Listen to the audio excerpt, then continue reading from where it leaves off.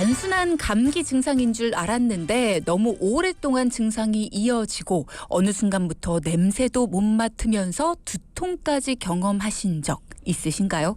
이럴 때는 감기가 아니라 코 속의 점막이 자극을 받아서 염증이 생긴 축농증일 수도 있다고 하는데요.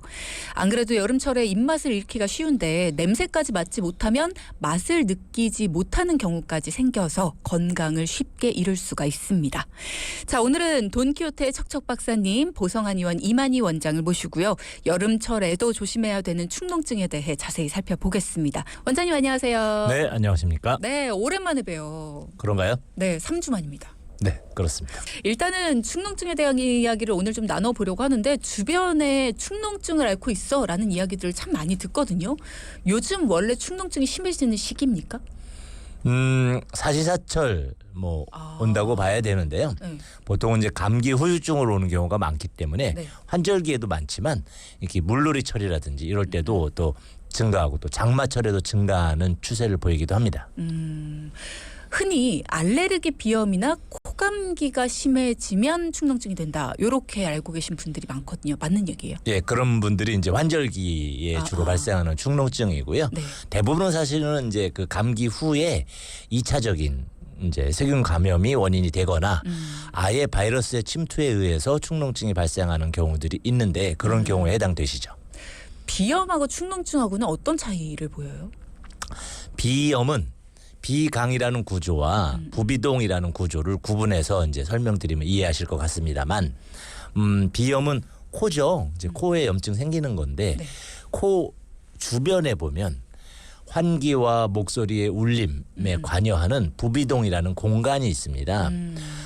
양쪽에 4개씩 8군데의 공간이 있고 그쪽으로 공기가 들어왔다 나왔다 이렇게 하는 거거든요. 네. 저희가 호흡을 할 때 호흡량이 적을 때도 있고 많을 때도 있지 않습니까? 그럴 때 부비동이 그 공기를 일부 흡수했다가 배출했다가 이런 과정을 통해서 저희가 콧소리를 내기도 하고 그 목소리의 특성이 사람마다 다른 데에는 이 부비동의 역할이 큰 작용을 하게 되는데 네. 또 그 안에 있는 섬모나 이런 데에서 바이러스 세균 이런 거를 걸러내는 작용도 하고 뭐 면역적인 문제와 이 호흡 또는 이제 목소리 부분에서 중요한 역할을 하는 부위가 코 주변에 존재하는데 그 속에 염증이 생기면 이 코와 연결된 구멍이 자연공이라 해서 굉장히 작습니다. 볼펜 심 정도 되는 아주 작은 구멍들이 이렇게 있는데 그 자리가 쉽게 막힐 수가 있거든요.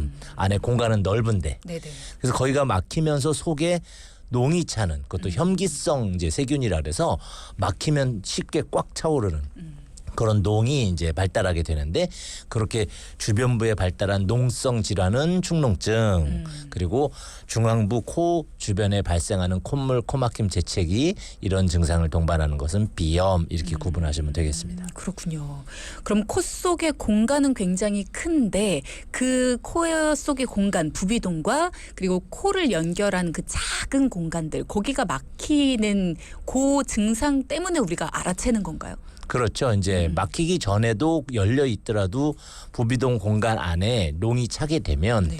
이제 고름이 흘러나오게 됩니다. 저희가 흘리는 콧물과는 좀 다르게 누렇거나 또는 이제 퍼런색 또 아주 썩은 내, 비린내 이런 걸 동반하는 내용물들이 줄줄줄 코나 아니면 뒷목으로 흘러내려가기도 하고요. 이제 상악동이라 해서 이렇게 그 눈 밑에 부위에 부비동에 침범하는 경우에는 치통을 동반하기도 하고요. 눈이 아프기도 하고요. 두통, 전두동이라 해서 눈썹 위쪽 공간에 침투하게 되면 두통을 유발하기도 하고 뭐 이런 여러 가지 피로감이라든지 뭐 발열감, 감기 걸린 것처럼 네. 이런 증세를 동반하기도 하는 그런 다양한 증세와 함께 나타나죠. 그럼 부비동이라는 공간이 우리가 알고 있는 이 광대뼈 네. 있는 요 부근이라고 알고 있으면 되나요? 4군데가 있다고 했는데 네. 지금 말씀드린 이제 그 전두동 이마 쪽에 그리고 그 광대뼈에 있는 상악동 그리고 코의 이 줄기 눈 사이 공간에 있는 사골동 그리고 좀 안쪽으로 뇌의 받침 그 후각신경 앞쪽인데 이 깊숙이 있는 저평동 이렇게 4개의 구멍이 있고요. 양쪽으로 8개가 되겠죠. 그 부위 각각의 농이 어떻게 침투하느냐에 따라 살짝 다른 증세를 이제 나타냅니다. 공간이 어느 정도 크기예요? 손으로 표현할 수 있나요? 그러니까 그 호도 있죠. 네. 호도를 얇게 찌그러뜨린 것 같은 그런 정도 공간이고 사골동이나 저평동은 굉장히 작습니다. 손톱 넓이 정도 되는 아주 작은 공간인데 이제 내부가 호도 깨면 호도 껍질이 울퉁불퉁하죠. 네. 그렇게 생겼습니다.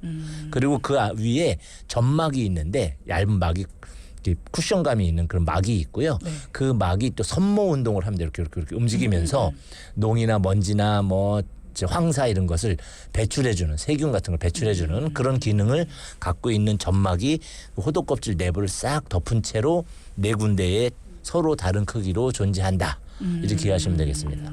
그러면 양쪽에 있는 8군데 그 위치 어느 위치에 염증이 생겼느냐에 따라서 증상이나 아니면 우리가 부르는 어떤 병명 이런 것들도 달라요? 네, 병명까지는 아니고 똑같이 이제 부비동염이라고 하지만 나타나는 증세를 좀 다르게 이제 나타낼 수 있고 저희가 치료할 때도 조금 다르게 치료하는 경우도 있습니다. 어떤 게 가장 흔해요? 가장 많은 거는 이제 그 상악동이 많습니다. 제일 공간도 광대뼈 넓고요. 있는데. 그렇습니다. 그래가지고 뭐 이빨이 아픈데 위쪽 이빨만 아파요. 염증도 없는 것 같은데 피부에 손만 대도 아파요라고 표현하시죠. 그리고 그 다음으로 전두동이 많은데 눈썹 윗부분 네. 거기도 눈썹만 대도 눈꺼풀만 건드려도 아파요라고 이제 표현하시게 됩니다. 보통은 그래서 많은 분들이 이 축농증인지를 모르고 나 이가 아픈가 그래서 치과를 갔다가 네. 축농증 아닌지 혹시 이비인후과 가보세요. 이런 식의 진단을 듣기도 하고 네. 아니면 피부과 너무 피부가 아프니까 피부과를 갔다가 혹은 내과를 갔다가 면역적인 어떤 증상이 있는 거 아닌가 뭐 이런 식으로 했다가 이비인후과를 다시 오시는 분들이 많다라고 하더라고요. 앞서 원장님이 그런 말씀하셨어요. 감기가 심해지면서 오래되면서 이게 부비동염으로 이게 발전되는 경우들이 많다라는 얘기하셨는데 그러면 감기 증상을 그대로 가져가면서 증상이 더 악화가 되고 새로운 증상이 생겨나는 거다. 뭐 이렇게 보면 돼요. 그런 사람도 있고 다양합니다. 축농증이 있는 줄 모르고 사시는 분들도 많아요. 아 그래요? 지금 여기 계신 분들도 요새 목이 칼칼해 가래가 가끔씩 나와라는 정도만 가지고도 엑스레이를 찍었더니 축농증이 나오더라 이런 분들도 있고요. 전형적인 진짜 감기 증상처럼 막 으실으실하고 막 오한과 막 코로나 아닌가라고 걱정을 했더니 급성 축농증이래 이렇게 진단할 수 있기 때문에 어떤 증상만 가지고 딱 감별할 수는 없습니다. 그렇게 다양하고요. 근데 저희가 한 달 이내에 이제 초기 이제 그 급성 이제 축농증염들 같은 경우에는 이런 식으로 감별이 굉장히 힘들고 그러다가 4주 이내에 저절로 사라지는 경우도 많기 때문에 본인이 그 부비동염을 갖고 있음에도 불구하고 모르고 사시는 분들이 많고요. 또 만성 축농증은 보통 진단하기에는 이제 그 12주, 그러니까 3달 이상 갖고 있어야 되는데 아무 증상이 없고 엑스레이를 찍어야만 나오는 경우들이 있습니다. 그런 분들은 나는 감기만 오면 의뢰 뭐 이런 여기가 아파. 뭐 또 나는 감기만 오면 목이 칼칼해. 감기만 오면 뒤로 뭐 누런 롱이 나와. 나는 그냥 그 비염이 원래 그래라고 알고 계시지만 사실은 만성적으로 잠재적인 축농증을 이제 달고 계시는 분들도 있다는 거죠. 4674님께서요. 저는 목감기가 있었는데요. 만성 기침으로 이게 발전을 한 걸로 알고 있었는데 병원 가서 얘기를 해보니까 축농증이더라고요. 코감기가 축농증이 되는 줄 알았는데 목감기도 축농증이 될 수 있나요? 바로 지금 설명드린 그런 전형적인 예이신 거죠. 이미 그전부터 만성 축농증이 아무 증상이 없는 분들은 갖고 계셨던 것이고 네. 감기 바이러스가 들어와서 비강, 코 속의 염증을 일으키는 것이 이제 축농을 자극하면서 부비동에 잠재적으로 있던 농 덩어리, 농이 고름처럼 증식하지 않고 딱딱하게 굳어 있는 경우는 아무 증세도 보이지 않습니다. 그러니까 딱딱한 농을 이제 세균과 바이러스가 추가 침투해서 이제 활성화시키는 거죠. 그러면 갑자기 또 축농이 심해지고 그것이 뭐 으실으실 열나고 이런 통증도 없이 그냥 콧물이 뒤로 흘러가는 사실은 고름이거든요. 그런 이제 농성 가래만 이제 흘러나가면 인후 후두부 목젖 있는 주변이 뻘개지고 염증이 생기잖아요. 그러면 이제 그냥 목감기인 줄 이렇게 아시는 분들이 상당히 많습니다. 그렇군요. 오하은님께서도 문자를 주셨는데요. 제 남편이 축농증이 생겨서 병원 다닌 지 2달 정도 돼서 좀 좋아졌다라고 하는데 약을 안 먹어도 된다고 해서 코세척만 하고 있습니다. 근데 더 큰 문제가 생겼어요. 목구멍에서 짠맛이 느껴지고 음식 맛을 잃어버렸습니다. 어째야 되는지 밥 먹을 때마다 짜증을 냅니다. 어느 곳을 검사해야 될까요? 라는 말씀을 주시는데 이게 미각을 잃어버리면 정말 이게 음식 맛을 잃어버리면 정말 힘들다 그러더라고요. 정확하게 말하면 이제 미각은 혀의 감각이고 지금 이제 축농증에 영향을 주는 부분은 이제 후각입니다. 아, 미각은 관계 없어요? 아니요, 관계가 있는데 드물고요. 주로 후각에 영향을 많이 주게 됩니다. 축농증 자체도 그 염증과 고름이 퍼져서 후각신경을 손상시키고요. 네. 또는 수술이나 시술 이런 걸 통해서 또는 그 세척을 너무 과다하게 많이 해도 후각신경을 손상시킬 수 있습니다. 콧구멍으로 깊숙하게 직선으로 콧날을 따라서 쭉 찌르면 끝에 걸리는 자리가 후각신경입니다. 뇌의 가장 낮은 부위이겠죠. 가장 두개골 뼈 중에 얇은 뼈인데 그 부위로 우리가 미이라 같은 거 만들 때 이집트에서 그 부위를 부셔서 그걸로 뇌를 빼냈거든요. 썩지 않게. 그런 이제 가장 얇은 뼈인데 그 부위가 얼마나 약하겠습니까? 그런데 이제 그 부위에 자꾸 축농 염증이 감염이 된다든지 또는 세척을 한다고 너무 자주 한다든지 하게 되면 후각신경을 손상시킬 수 있는 데다가 그 세척하는 액체가 이제 생리식염수가 0.9%짜리 소금물이거든요. 네네. 그런 짠맛을 자꾸 이제 하게 되면 그것이 이제 후각과 미각에 자꾸 영향을 주면서 짠맛이 남게 되고 너무 짜게 먹거나 짠맛이 잔류하게 되면 미각 이제 입맛이 떨어지게 되는 거죠. 그래서 그 세척을 굳이 자주 하시는 것은 바람직하지 않고 그래요? 저희가 염증이 확실하게 존재할 때 코 속에 농이 있거나 코딱지가 산재할 때 하는 것이지 우리가 코 세척을 했는데 이물질이 별로 안 나와. 이런 분은 오히려 정상적으로 작용하고 있는 점막을 훑어내는 결과가 됩니다. 저희가 귀지도 너무 자주 파면 그 귀 속 벽이 웨이도가 손상된다는 것처럼 코 점막을 손상시키는데 코 점막은 면역 기능에서 굉장히 중요한 방어막이기 때문에 오히려 염증이 없을 땐 안 하는 것이 훨씬 좋습니다. 그래서 질문자분의 부군께서도 세척은 이제 그만하셔도 되는 단계 아닌가 이렇게 생각이 드네요. 그러면 계속해서 염증이 존재하고 자꾸 목 뒤로 이제 콧물이 넘어가고 뭐 이럴 때에는 네. 어쨌든 코 세척을 해주는 게 도움은 되는 거죠. 사실은 이제 저희 임상가에서는 반반입니다. 그래요? 굳이 할 필요 없다. 왜냐하면 점막이 그것을 배출해주는 기능을 가지고 있거든요. 근데 그걸 해야 시원하다고 하더라고요. 그러니까 일종의 이제 그런 겁니다. 안 긁으면은 그냥 넘어갈 걸 긁어야 시원한 사람은 항상 긁죠. 그러다 피부염이 되는 것처럼 코 속에 안 해도 되는 걸 하면은 시원하죠, 사실은. 깨끗하게 씻어내니까. 근데 그 안에 있는 점막을 닦아내는 그런 이제 그 나쁜 결과가 초래가 된다면 손상이 되고 2차 감염이 되고 그럴 수도 있는 거라서 시원하다는 것 때문에 하실 필요는 없고 이물질과 농이 확실하게 있을 때만 하시는 것이 좋습니다. 확실하게 있는데 오랫동안 유지가 돼서 너무 오랜 기간을 하게 된다라고 한다면 다시 한번 좀 상담을 받아보시는 게 좋겠네요. 너무 그렇습니다. 오랜 기간 이렇게 하는 것도 괜찮냐? 수술 후에 안에 딱장이나 이런 염증, 고름이 확실하게 있다. 그리고 코 속에 콧물이나 이런 것이 오랜 기간 지속될 때 쓰는 것이지 저희가 코로나나 기타 이런 것을 코감기가 잠깐 왔다. 일주일 이내 안 하시는 것이 좋습니다. 맞아요. 습관적으로 코 세척을 하시는 분들도 있더라고요. 시원하다고 해서. 네, 좋은 것은 아니라고 생각됩니다. 전 예전에 그 인공 눈물 자꾸 넣으면은 오히려 눈 점막이 말라서 안 좋다고 하잖아요. 똑같은 결과를 초래하죠. 제가 예전에 비염 때문에 그걸 처방을 받은 적이 있거든요. 네. 근데 그거 저는 아프더라고요. 네. 하면 네. 뭔가 이렇게 왜 수영장에서 네. 이렇게 물 잘못 들어간 것처럼 맞습니다. 그렇게 아프던데 이게 증상이 있는 분들은 시원한 거잖아요. 몇 번 반복을 해서 이제 점막이 이제 몇 번 자극을 받은 거죠. 그렇기 때문에 원래는 처음 해본 사람들은 누구나 우리 주진님처럼 아파야 정상이죠. 근데 안 아프다는 것은 이미 습관화가 됐을 가능성이 좀 있는 것이죠. 그렇군요. 그러면 이 코세척에 대한 이야기가 나왔으니까 이 얘기 잠깐 더 해보겠습니다.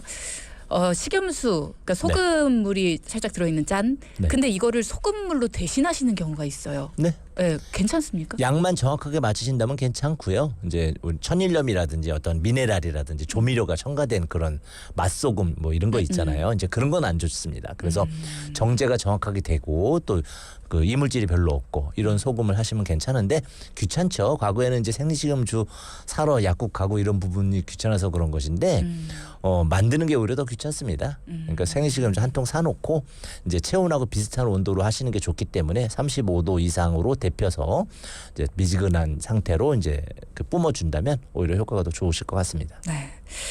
최명옥님은 저는 60대 후반인데요. 어려서부터 냄새를 전혀 못 맡는데요. 이게 선천성일까요? 항상 가래가 끼어있는 듯한 느낌이 있거든요. 이물감이 좀 느껴진다라는 건데 냄새를 못 맡고 사는 것도 고통입니다. 지금이라도 좀 고칠 수 있을까요? 가장 이제 먼저 하셔야 될 것은 엑스레이를 찍어보셔야 될 것 같습니다. 그래서 얼굴 쪽에 엑스레이를 찍게 되면 축농증이 있는 부위가 하얗게 부비동이 있는 공간은 원래 빈 공간이기 때문에 까맣게 나오거든요. 저희가 뼈를 찍으면 하얗게 나오잖아요. 그쵸. 그런 것처럼 부비동은 아무것도 없는 빈 공간이니까 까맣게 나와야 되는데 하얗게 이렇게 양쪽이 틀리게 나온다. 그러면 굉장히 오래된 축농증, 아까 초반에 말씀드린 대로 아무 증상이 없는 딱딱한 상태의 축농증을 어려서부터 갖고 계신 것이 아닌가 이렇게 생각이 들고요. 이제 후각이 선천적으로 뭐 없는 그런 분들은 사실 극히 드물고 아마도 어렸을 때 미취학 때나 그때 이제 유아기 때에 축농증이 있어서 후각이 손상됐거나 한 것으로 추측이 되는데 다행히 간혹 제가 임상에서도 60, 70대 분들 중에 그렇게 축농증을 나중에 발견하고 한약을 써서 축농증 치료가 되고 났더니 후각이 돌아왔어요. 내지는 후각이 한 30% 정도는 느껴집니다. 이렇게 그 좋은 결과를 보이시는 그 축농증 사례가 있긴 합니다. 후각이 손상이 되면 그러니까 냄새를 잘 못 맡으면 미각도 영향을 끼치잖아요. 그렇습니다. 같이 돌아오겠죠. 이제 사실은 저희가 미각이라고 하는 것에 착각하고 있는 것이 대부분 후각입니다.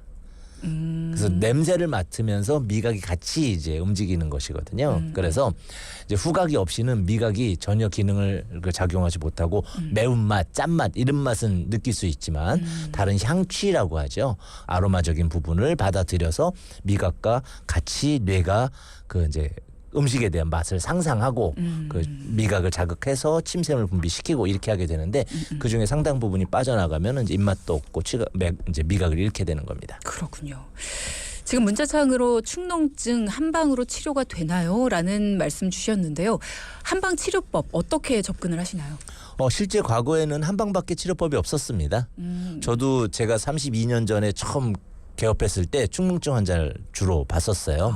그래서 이제 이런 걸 하기 전에 비염 쪽을 이제 많이 보게 됐는데 그 당시에는 서양의학 쪽으로는 항생제 말고는 뭐 지금도 사실은 별 방법은 없지만 방법이 없습니다. 아니면 수술을 해야 되잖아요. 근데 그 당시 수술은 이 사망률이 높은 에어덕트 이렇게 호흡기관 뼈를 열어버리는 수술밖에 없었기 때문에 무서워라. 요새는 이제 풍선 수술이라든지 이렇게 구멍을 뚫어서 긁어낸다든지 하는데 그렇게도 다 완전히 농이 긁어지지 않거든요. 저절로 흡수가 되게 하려면 배출하게 하려면 결국 면역이 올라가야 되는데 면역은 또 한방 아니겠습니까? 그래서 전통적으로 뭐 조선시대부터도 고려시대에도 이렇게 면역을 올려서 저절로 배출하게 하고 농을 삭히게 하는 여러 가지 치료법이 있고 처방도 많이 있습니다. 그럼 면역력을 높이는 방법이다라는 건데 일단 지금 생겨 있는 이 농을 없애는 게 좀 시급하잖아요. 네. 농을 긁어내거나 아니면 농을 지금 당장에 좀 없앨 수 있는 방법도 있습니까? 뭐 침이나 뭐 이런 걸로. 이제 그 침으로 직접 뼛속으로 들어가는 건 이제 위험하고요. 네. 왜냐하면 실제로 그 축농증 수술 사망률이 높습니다. 그래요? 뼈를 요새는 이제 조금 사망률을 낮추는 풍선 시술 같은 게 있지만 그 전에는 이걸 열게 되면 사망률이 높아가지고요. 그 두개골의 일부라고 생각하셔야 됩니다. 두개골은 뇌 수술에 준하는 그런 위험성을 동반하기 때문에 직접 침이 들어가는 것은 아니고 네. 부비동 안에 있는 선모가 있다고 했죠. 네. 그 선모가 잘 움직이게 하기 위한 여러 경혈 침자리들이 있습니다. 뭐 사백혈, 양백혈, 뭐 찬죽혈, 뭐 이런 혈들이 있는데 그런 침자리를 자극하게 되면 안에 있는 선모들이 스스로 막 움직이게 되고요. 그것이 배출해야 되는데 쉽게 이제 침만 가지고는 배출이 안 되기 때문에 초기 축농증 같은 경우에는 금은화라든지 연교 이런 약재들로 염증을 삭히게 되고 후기 만성 축농증 같은 경우에는 우리가 그 코로나 환자들 면역 올리는 데 쓰는 그런 약재들을 써서 면역을 올려서 스스로 배출하게 하는 이런 이제 단계적 이제 투약법을 병행하게 되죠. 그렇군요. 콧속이 건조한 분들이 축농증이 많이 좀 노출이 된다 이런 얘기가 있는데 그럼 콧속을 건조하지 않게 해주는 치료법도 있습니까? 그 코가 자꾸 마를 때 네. 이제 저희가 이제 위축성 비염 계열이 있습니다. 이제 그 내 몸에서 수분 공급을 잘 하지 못하기 때문에 혈류순환이 약해서 오는 경우에는 우리가 흔한 보양류 중에도 그 점막을 촉촉하게 하는 그런 약재들이 별도로 있고요. 그것이 아니고 감염이라든지 이런 부분 때문에 오는 경우에는 염증성 치료를 하게 되고요. 또는 이제 비후성 비염이라 그래서 코가 막히면 입으로 숨을 쉬게 되거든요. 입을 벌르고 숨을 쉬면 이제 말라버리죠. 그랬을 때는 그 비후성 비염 치료를 함으로써 구강 건조와 비강 건조를 이제 치료하게 하는 이제 그런 방법을 사용하게 되고 방 안의 습도를 적정하게 한 50% 정도로 유지해 주는 것을 이제 권유해서 또 집안에 수건을 걸어놓다든지 이제 이런 방법을 병행하시면 도움이 되십니다. 한종애님이요. 친분 있는 동생이 대기업 식당에서 근무를 하는데 조리 담당입니다. 근데 일할 때만 콧물이 나오고요. 퇴근하면 멀쩡해지고요. 병원 처방 약을 먹어도 차도가 하나도 없대요.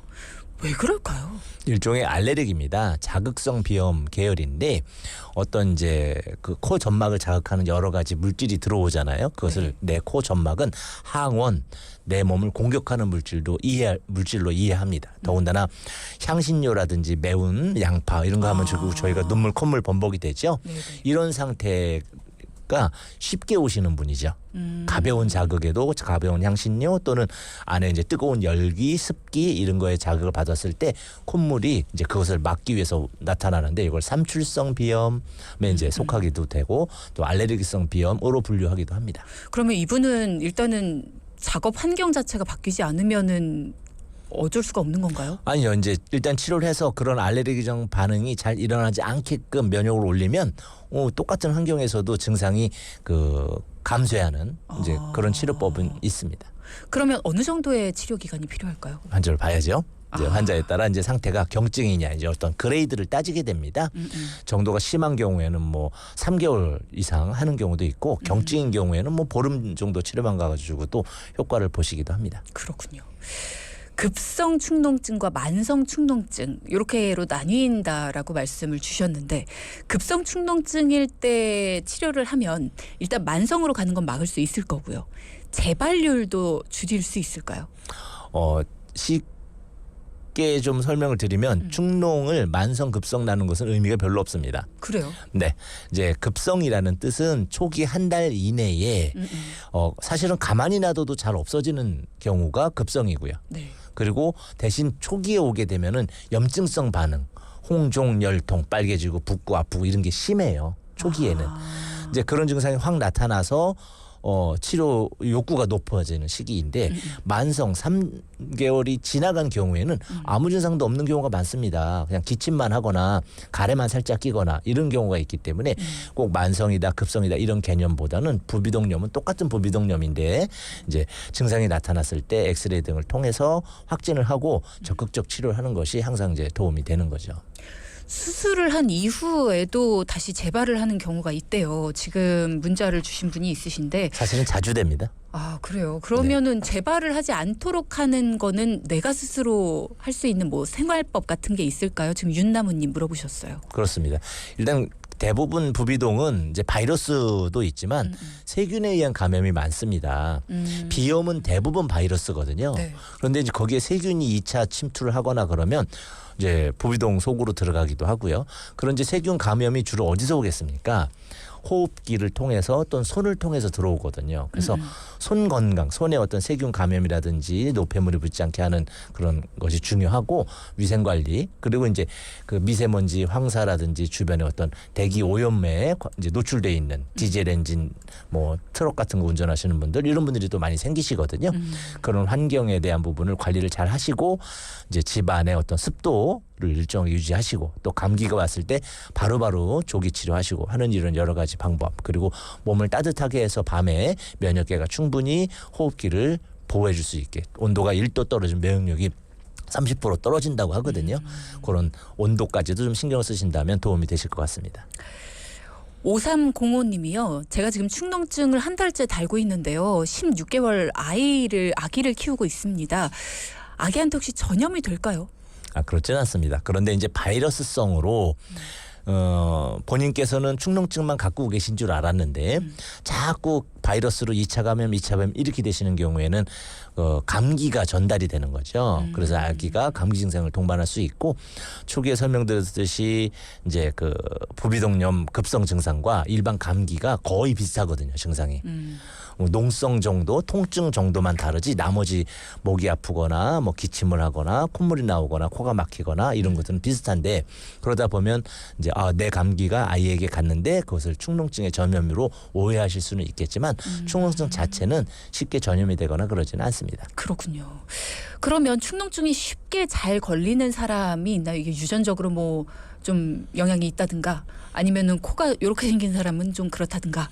이제 호흡기免疫力이 일단 떨어지니까 부모님이 감기에 잘 걸리고 천식 같은 것이 있고 하신 분들이 자녀들도 그런 증상을 갖고 가실 수도 있고 또는 이제 코 중격이 휘어서 코가 삐뚤어져 있는 분들 중에도 또 해당 부위를 이제 압박하고 공기의 흐름을 막기 때문에 생길 수도 있다고 합니다. 그리고 또 이제 어려서부터 비염 증세로 이제 입을 벌리고 자는 그 호흡이 습관이 돼 있다든지 하는 이런 요소들도 축농증에 쉽게 노출될 수 있는 환자군이죠.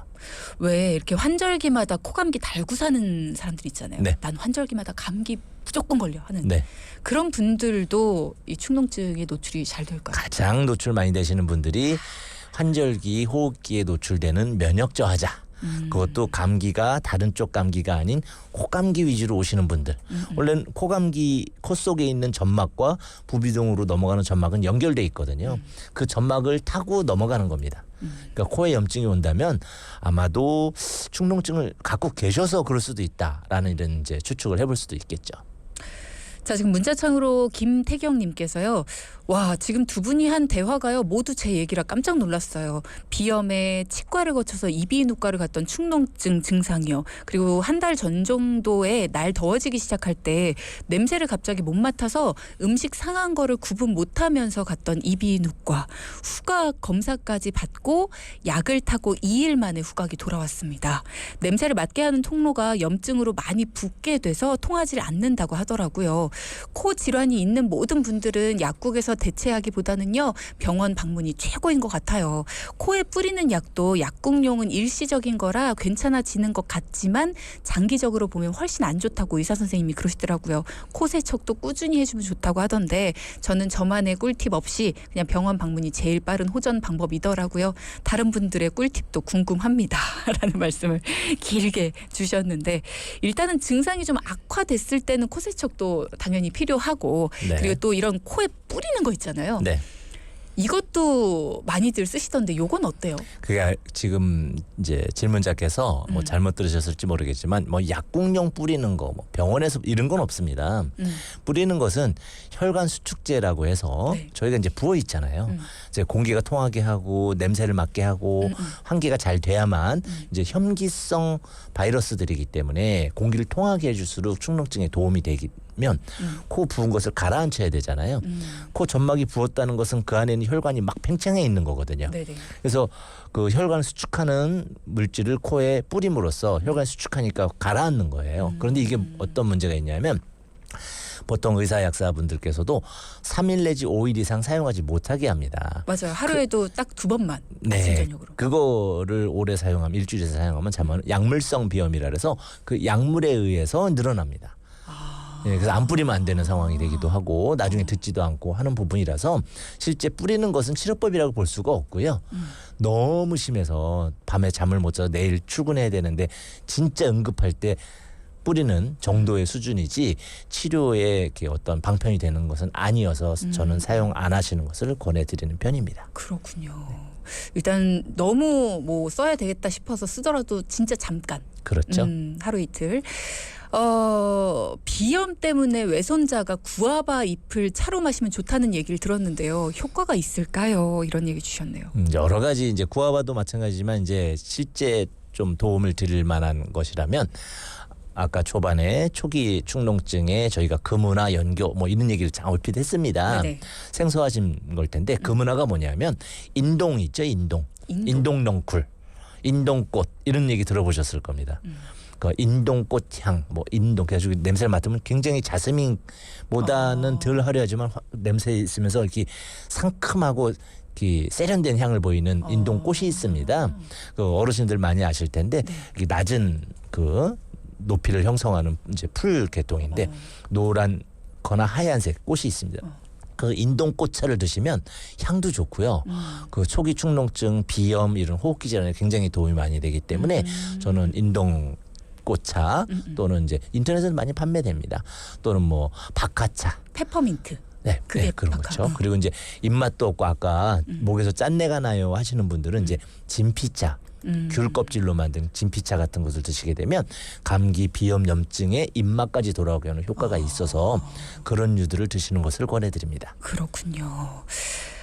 저는 비염, 축농증, 콧물 20년째 달고 살고 있어요. 항상 휴지를 휴대하고 다니는데 이거 고칠 수 없을까요? 하시는데 일단은 오늘 계속 말씀 주신 것처럼 면역력. 그렇습니다. 네, 이걸 향상시키는 게 가장 중요하다. 그리고 면역력 어느 정도가 떨어져 있는지 그리고 또 어떤 부위가 면역력이 떨어져 있는지 이런 것들도 개개인마다 다르기 때문에 일단은 좀 진료를 받아보시는 게 필요하다. 제가 대신 말씀을 드립니다. 전문가 다 되셨습니다. 저는 돈키호테 하면서 이렇게 정답이에요. 겉전문가 된 것 같아요. 겉전문가. 아유, 그런 분들이 이제 실제 전문가일 수 있습니다. 이러다가 큰일 나죠. 잡혀갑니다 이제. 자, 오늘 축농증에 대한 이야기를 나눠봤는데요. 축농증으로 고생하시는 분들께 당부 말씀 마무리 부탁드릴까요? 가장 중요한 것은 좀 장기간 일주일 이상 감기가 진행됐다라면 축농증 가능성이 있다라고 보시는 것이 좋고요. 네. 뭐 진단이 굉장히 쉽거든요. 네. 뭐 심할 때 엑스레이 정도만 딱 찍어도 되는데 CT, MRI 찍으실 필요 없습니다. 엑스레이 찍고 있다면 반드시 치료하시고 치료 후에도 다시 엑스레이를 찍어서 그 부위에 하얀 부분이 사라졌는지 확인하시는 것이 중요하고 네. 그렇지 않더라도 잔 증세, 기침, 약간 칼칼함, 목 아픔, 가래 이런 게 있을 때는 이제 축농증 이외에 다른 증상이 또 있다 하더라도 축농증을 염두에 두시는 생활 그리고 온도, 습도 조절하시는 그리고 이제 담배 끊으시고 술 끊으시고 축농증 환자한테 가장 나쁜 것이 술, 담배거든요. 네. 호흡기 쪽으로 넘어가기도 하고 술이 염증을 심하게 하니까요. 그거까지 감안하신다면 축농증을 슬기롭게 대처하실 수 있을 것 같습니다. 네. 우리 원장님도 담배 안 하시잖아요. 이제 1999년 12월 31일 날 끊었습니다. 밀레니엄 맞아서. 네. 근데 술은 좀 좋아하시. 네, 술은 좋아합니다. 한두 잔씩 이렇게 반주로 먹는 거 좋아합니다. 그 정도의 그런 뭐 애주가 네, 애주가죠. 정도. 네. 뭐 하여튼 뭐 무리해서 마시지 않는 정도. 그리고 또 담배는 백해무익이라고 했습니다. 끊읍시다, 여러분. 네. 반년을 맞아서 2024년 이제 반년이 지났잖아요. 7월부터 끊읍시다. 자, 오늘 여러 가지 당부 말씀도 해주셨습니다. 다음번에도 또 좋은 말씀 부탁드리고요. 내 몸 사용 설명서 오늘 이만희 원장과 함께했습니다. 고맙습니다. 네, 감사합니다. 네.